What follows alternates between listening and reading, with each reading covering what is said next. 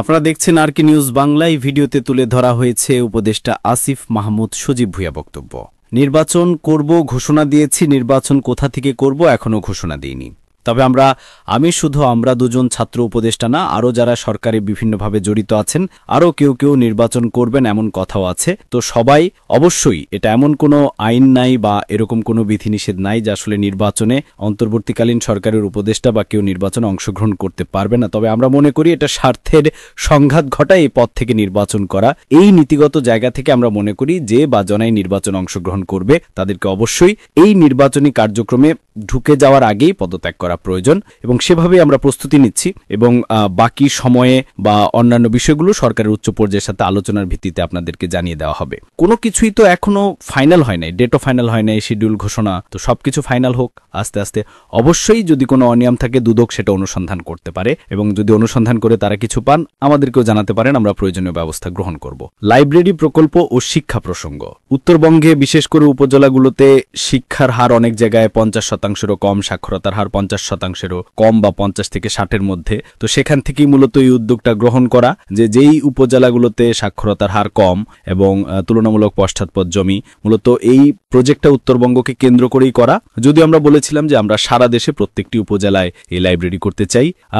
আমাদের জুলাই গণঅভ্যুত্থানের একটা অন্যতম আমাদের ব্যানারের নাম ছিল বৈষম্য বিরোধী ছাত্র আন্দোলন। তো শিক্ষার ক্ষেত্রে এই বৈষম্যের অবসান ঘটানোর একটা ছোট্ট উদ্যোগ। এটা হয়তো অনেক বেশি কিছু করবে না, তারপরও উপজেলাগুলোতে জ্ঞান চর্চার একটা জায়গা তৈরি করে দেওয়ার চেষ্টা হিসেবে যথাযথ পরিকল্পনা, নিরলস পরিশ্রম এবং সহযোগিতার মাধ্যমে দেশের 11টি জেলার 44টি উপজেলায় নবনির্মিত আধুনিক ও বহুমুখী লাইব্রেরি আজ আনুষ্ঠানিকভাবে উদ্বোধনের মাধ্যমে জনসাধারণের জন্য উন্মুক্ত হচ্ছে। প্রায় 5 মাসের মধ্যে এই বিস্তৃত প্রকল্প সম্পন্ন করতে পেরে আমি প্রথমে প্রকল্পের সঙ্গে সংশ্লিষ্ট সকলকে বিশেষভাবে ধন্যবাদ জানাই। এটি কেবল নির্মাণ কাজেরই সমাপ্তি নয়, এটি আমাদের প্রতিশ্রুতি, আমাদের দায়িত্ব এবং দেশের শিক্ষিত জ্ঞানভিত্তিক সমাজ গঠনের এক গুরুত্বপূর্ণ অঙ্গীকার। দেশে বিদ্যমান আঞ্চলিক বৈষম্যকে মাথায় রেখে লাইব্রেরিগুলোর স্থান নির্বাচন করা হয়েছে। বিশেষত রংপুর বিভাগের 8টি জেলার 41টি উপজেলা এই প্রকল্পের আওতাভুক্ত।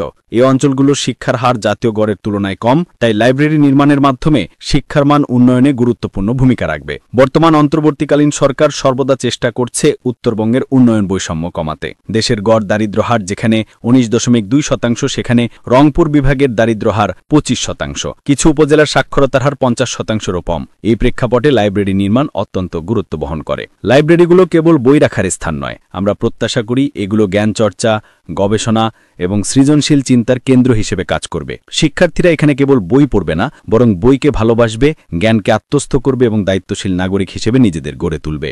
গল্প, উপন্যাস, কবিতা, বিজ্ঞান, কল্পকাহিনী এবং গবেষণামূলক বই শিক্ষার্থীর কল্পনা শক্তি ও সৃজনশীল চিন্তাকে সমৃদ্ধ করবে। নবনির্মিত লাইব্রেরিগুলোতে ডিজিটাল লাইব্রেরি, ইবুক এবং অনলাইন রিসোর্সের মাধ্যমে শিক্ষার্থীরা আধুনিক প্রযুক্তি ভিত্তিক শিক্ষায় অভ্যস্ত হবে।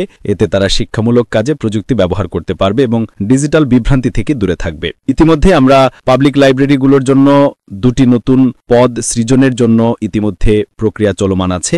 আশা করি খুব দ্রুত সময়ের মধ্যে এই পদ সৃজন এবং এই পদগুলোতে নিয়োগের মাধ্যমে একটা প্রকৃত ব্যবস্থাপনার মাধ্যমে এই লাইব্রেরিগুলো পরিচালিত হবে। ততদিন পর্যন্ত উপজেলা প্রশাসন তাদের নিজস্ব ব্যবস্থাপনায় এই লাইব্রেরিগুলো পরিচালনা করবেন। বাজেট ও ভবিষ্যৎ পরিকল্পনা। বইসহ আনুষাঙ্গিক আরও যেই যা প্রয়োজন হয় সেগুলো কেনার জন্য আমরা এই 44টা উপজেলার প্রত্যেক উপজেলা পরিষদকে আমাদের স্থানীয় সরকার বিভাগের যে বিশেষ বরাদ্দ আছে সেখান থেকে 5 লক্ষ টাকা করে বিশেষ বরাদ্দ প্রদান করব। প্রতিটি লাইব্রেরি নির্মাণের খরচ 53 লক্ষ টাকা এবং প্রকল্পের মোট বাজেট 23.32 কোটি টাকা।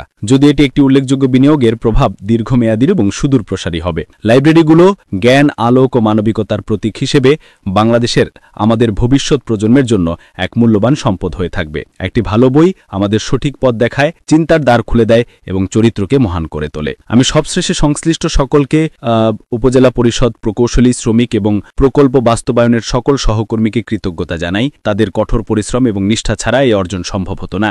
আশা করি এই লাইব্রেরিগুলো দেশের শিক্ষিত, মানবিক ও সৃজনশীল প্রজন্ম গড়ে তুলতে গুরুত্বপূর্ণ ভূমিকা রাখবে। এবং আজকে যেহেতু খুব দ্রুত সময়ের মধ্যে আমাদের এই 44টি লাইব্রেরির আমরা অবকাঠামোগত কাজটা শেষ করতে পেরেছি, আজকে আমি আমাদের বাকি সকল উপজেলায় একই ধরনের লাইব্রেরি স্থাপনের উদ্যোগের ঘোষণা করছি।